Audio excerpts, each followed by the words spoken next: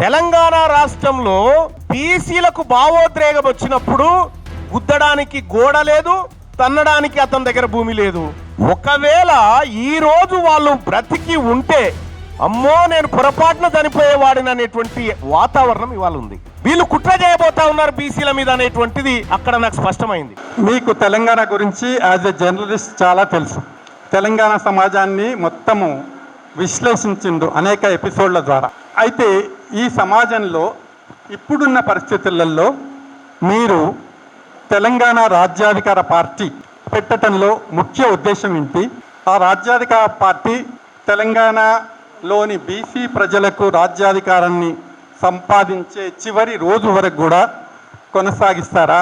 ఆ కొనసాగించడానికి మీ విజన్ ఏంటి? వివిధ వర్గాల నుంచి వివిధ ఆలోచనతో వచ్చినటువంటి ఇంటలెక్చువల్ గ్రూపు ఒక రాష్ట్ర పార్టీని, ఆ పార్టీ అధ్యక్షుణ్ణి తమ మధ్య కూర్చుండబెట్టుకొని మీరు ఏం చేయబోతా ఉన్నారు, మీకు ఎంతవరకు అవగాహన ఉంది, మీ లక్ష్యాలేంటి, మీరు ఈ తెలంగాణ రాష్ట్రంలో ఉన్నటువంటి వర్గాల ప్రయోజనాన్ని ఏ విధంగా నెరవేరుస్తారనేటువంటి అంశాల్లో ఇప్పుడున్నటువంటి ఈ 8 మంది దిగ్గజాలు నన్ను అడగబోతా ఉన్నారు.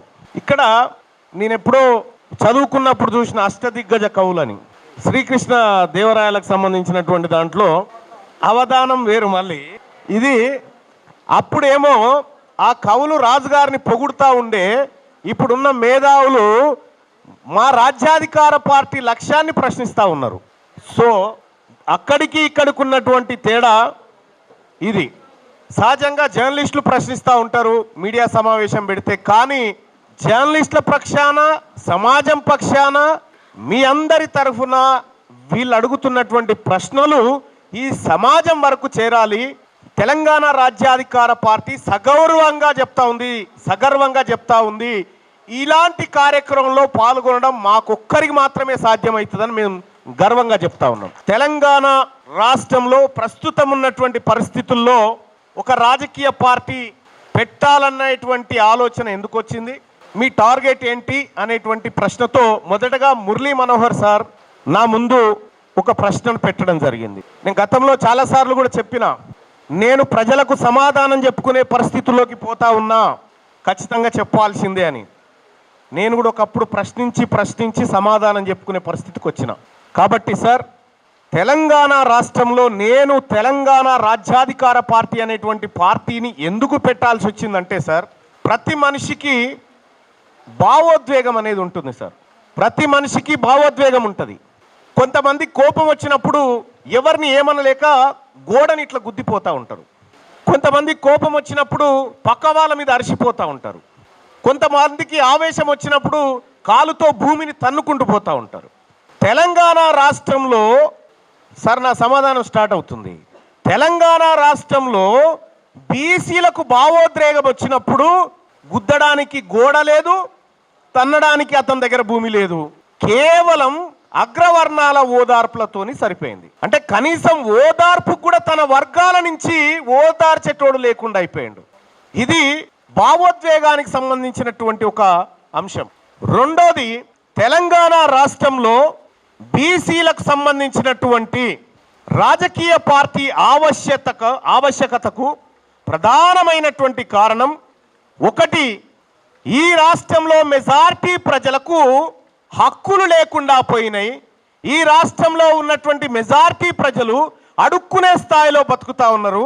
వీటన్ని అంశాలకు మూల కారణం రాజ్యాధికారం ఒకటే వీళ్ళకు పరిష్కారం అనేటువంటి అనేకమైనటువంటి డాటాలు ముంగటేసుకొని ఏ అంశంలో ఏం జరిగింది, విద్యలో ఏం జరిగింది, వైద్యంలో ఏం జరిగింది, ఇండస్ట్రీలో ఏం జరిగింది, సినిమాలో ఏం జరిగింది, పాలిటిక్స్లో ఏం జరిగింది, టోల్గేట్ల దగ్గర ఏం జరిగింది, ఆఖరికి ఈడబ్ల్యూఎస్ కోటా దగ్గర కూడా ఏం జరిగింది అనేటువంటి అన్ని అంశాల సంఘర్షణ, అన్ని అంశాల మదన సంఘర్షణ ఈ రాజకీయ పార్టీ ఆవిష్కృతం తెలియజేసింది మాకు.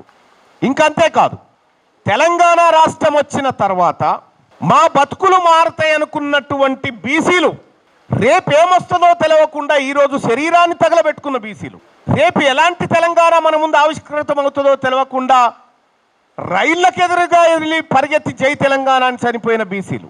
ఒకవేళ ఈ రోజు వాళ్ళు బ్రతికి ఉంటే అమ్మో నేను పొరపాటున చనిపోయేవాడిని అనేటువంటి వాతావరణం ఇవాళ ఉంది. ఈ తెలంగాణ ఇప్పుడున్న పరిస్థితిలో ఉన్న తెలంగాణనే ఉంటది భవిష్యత్తులోని తెలంగాణ ఉద్యమంలో అసలు వాసినటువంటి బీసీలు అనుకుంటే ఆ రోజు ఒక్కరు కూడా ఆత్మహత్యలు చేసుకోకపోతుండే. వచ్చిన తెలంగాణ ఇది అగ్రకుల పాలకులు పెట్టుబడిదారులు పెత్తందారుల తెలంగాణగా మారింది తప్ప సామాజిక తెలంగాణగా మారలేదు. ఇది సామాజిక తెలంగాణగా మారాలంటే ఖచ్చితంగా ఆ సామాజిక అంశాల నుంచి పుట్టినటువంటి ఆలోచనలతోటి ఓ రాజకీయ పార్టీ పుట్టాలని తెలంగాణ రాజ్యాధికార పార్టీని తీసుకురావడం జరిగింది.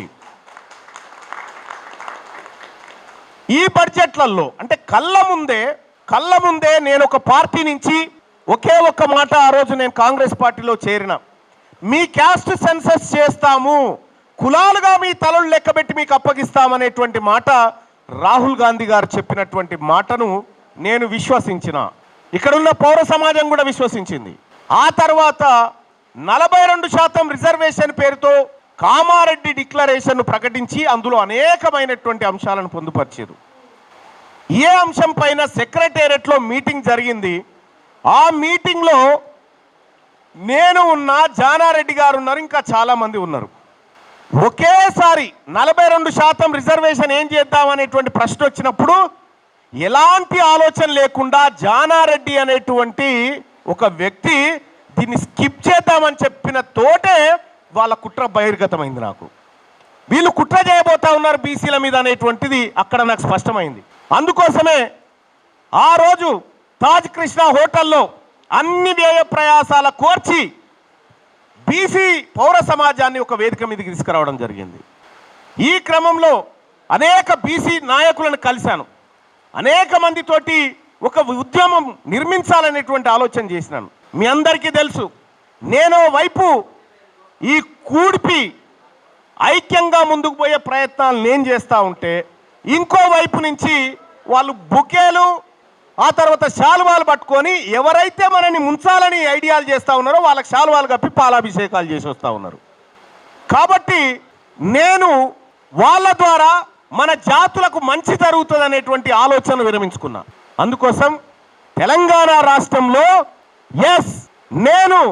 నన్ను నమ్ముకున్నటువంటి మిత్రులందరం కూడా రాజకీయ పార్టీగా వస్తే తప్ప ఈ అగ్రవర్ణ ప్రభుత్వాల మెడలు వంచలేము అనేటువంటి డిసిషన్ తీసుకున్న తర్వాత ఆ ఆలోచన పౌర సమాజం ముందు పెట్టినాం. మీ అందరి ముందు పెట్టిన తర్వాత ఎక్కడైనా రాజకీయ పార్టీ ప్రారంభమైతే ఆ పార్టీకి సంబంధించినటువంటి ఒకరిద్దరు మనుషులు మాట్లాడి జెండా లాగిపోతారు. కానీ మీరు చెప్పండి అని చెప్పి మేము మీ ముందు పెట్టడం జరిగింది. సభ ముందు గంటన్నర సేపు మీ ఆలోచన ఈ సమాజం ముందు పెట్టండి, నేను చేస్తుంది పొరపాటు అయితే సరిదిద్దుకుంటాను చివరి అవకాశంగా కూడా మీ ముందు పెట్టడం జరిగింది. అంటే ఈ పార్టీ పుట్టుక అనేది ఎన్ని ఆలోచనలు, ఎన్ని ఆందోళనలు, ఎంత అంతర్మదనం జరిగిన తర్వాత పుట్టిందనేది పెద్దలు ఆలోచించాల్సిందిగా కోరుతా ఉన్నా. అది నా ప్రశ్నకు సమాధానం అనుకుంటా ఉన్నా.